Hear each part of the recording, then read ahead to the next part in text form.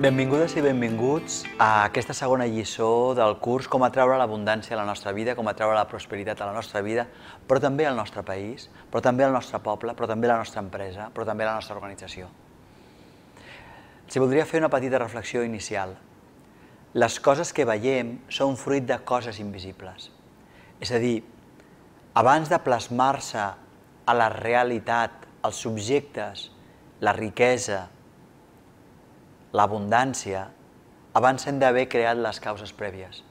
I les causes prèvies són com les arrels dels arbres, invisibles però imprescindibles. La gent vol els fruits, vol l'arbre, però no se n'adona que per tenir l'arbre, prèviament, has de tenir les arrels perquè l'arbre creixi. Quines són les arrels de l'abundància i la prosperitat? Jo crec que les arrels, això invisible que produirà la riquesa visible, l'abundància visible, són bàsicament 3 valors interns i 3 accions. 3 formes d'actuar i 3 valors interns. Les formes d'actuar parteixen de la nostra decisió. En aquest sentit són invisibles. Nosaltres actuem d'una forma determinada perquè així ho hem decidit, però la decisió és invisible. L'acció és visible i el resultat és obvi, però sense la decisió d'actuaré així no hi haurà un resultat. Però amb els valors interns passa exactament igual.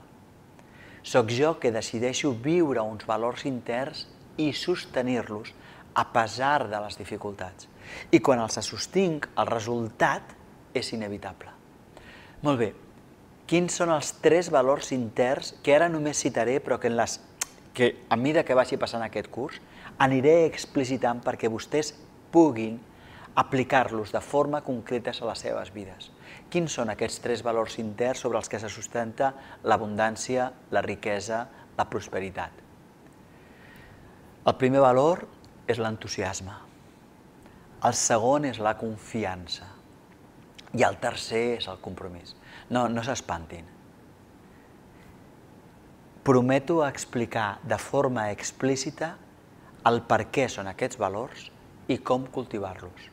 I prometo que vostès podran avaluar els resultats i podran comprovar com quan porten a terme des de dintre, encarnen uns valors interns d'entusiasme, confiança i compromís, com estan convocant la riquesa i l'abundància.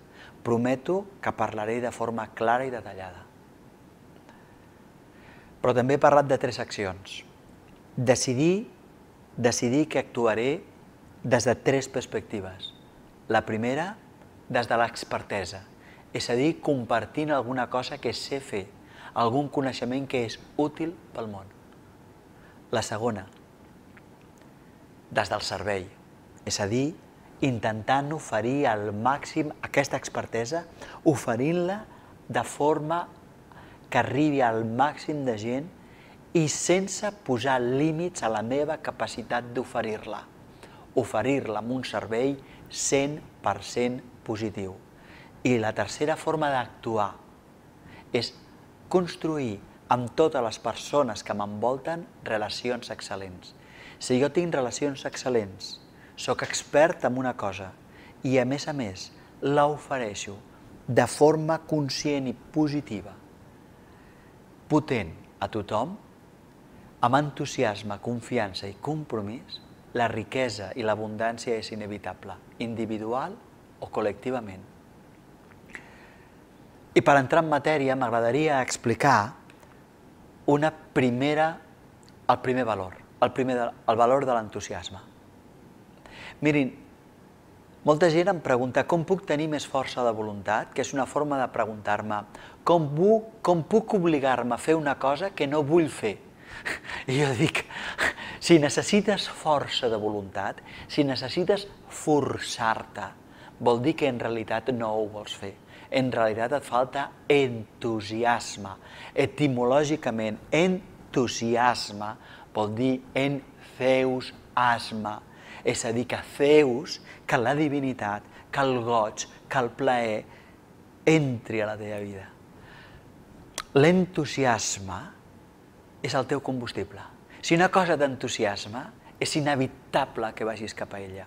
Així que et proposaré uns deures com a persona, però uns deures com a país, uns deures com a organització. Mantingues a la teva ment el país que vols construir. I quan et desanimis, quan vegis que el país actual no està a l'alçada del país que voldries, digues, el país que ara veig no està a l'alçada, però el país que jo vull és aquest. O si estàs en una empresa, somia amb l'empresa, pensa en l'empresa que vols tenir. Ja sé que ara aquesta empresa no és encara la que tu vols tenir.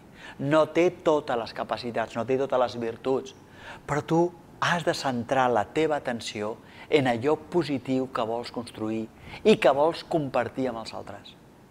I et prego que no comparteixis amb els altres la teva mala llet, la teva preocupació, la teva tristesa.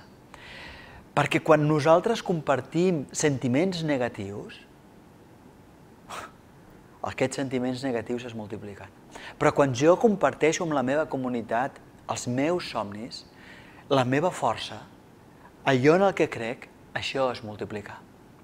Per tant, no et centris en les dificultats, centra't en les solucions, centra't en el que és positiu, centra't en el somni que vols compartir, viu-lo en primera persona, sàpigues que aquest país, que aquesta empresa, que aquesta organització, que la teva vida pot ser millor. I l'única diferència entre aquest millor i el que ara és el fet de que tu encarnis, de que tu en aquest moment visquis el que encara no és real. Però a partir del moment en què tu ho visquis, començarà a ser real, com a mínim a nivell psicològic. I ja tindrem una primera base. I tindràs l'entusiasme per construir-lo. Però a nivell col·lectiu passa igual. Jo no sé si tu ets d'una petita organització o d'una empresa. És imprescindible que la consciència de la gent amb la que treballes creixi. Jo no sé si tu ets un partit polític. Jo no sé si tu ets un mitjà de comunicació. Comparteix coses positives, ajuda a la gent a que creixi el seu nivell de consciència. Quan el nivell de consciència creix, quan el positivisme, en el bon sentit del terme, no el happy flower de lligarem els gossos amb llonganisses, sinó vull un país on nosaltres, o vull una organització, o vull una vida en el que seré fidel a les meves idees, en el que donaré el millor de mi, en el que donaré suport a les persones que ho necessitin quan m'ho demanin, si em correspon. Quan tinguis la idea de l'organització del país i de la vida que tu vols, l'entusiasme serà inevitable, Zeus estarà dintre teu. I llavors aquesta benzina, aquesta electricitat, aquesta energia t'impulsarà. Quan facis real dintre el desig que vols fora, la meitat de la feina s'ha fet. Però és tan trist haver d'animar una empresa que tothom quan entra la primera frase que diu és «Ostres, és dilluns, tota una setmana per endavant». És tan trist animar un país que només fa que mirar-se les pupes i plorar-se. En lloc de dir, mira, heus aquí que tinc una ferida, però sé que jo vull aquest tipus de país, aquest tipus d'empresa, aquest tipus d'organització, aquest tipus de vida. Només les persones que ens expliquen com serà el món són líders. Lidera, entusiasma't a tu, perquè quan tu t'entusiasmis, seràs el canvi que el món, l'empresa, Catalunya, el país necessita. Així que aquesta és la primera virtut. Aquí s'acaba aquesta lliçó. Et demano que miris el PDF i et dono deures. Els trobaràs al PDF, però bàsicament és busca el teu somni i obliga't a mantenir-lo. És possible que durant la setmana et defalleixis. És possible que durant la setmana vinguin pensaments negatius. Et mira'ls, els mires, els dones un petó i els deixes marxar, sense enfadar-te. I retrapes una altra vegada el pensament positiu. És aquest el país que jo vull, és aquesta l'empresa que jo vull, és aquesta la vida que jo vull, són aquests els valors que jo vull. I no m'estic referint a que quan pensis en la vida que tu vols et pensis en un cotxe, en un Jaguar, no! Et pensis com tu seràs útil a la gent, et pensis com tu ajudaràs a la gent, et pensis com el dia de la teva mort miraràs enrere i diràs he deixat un llegat útil.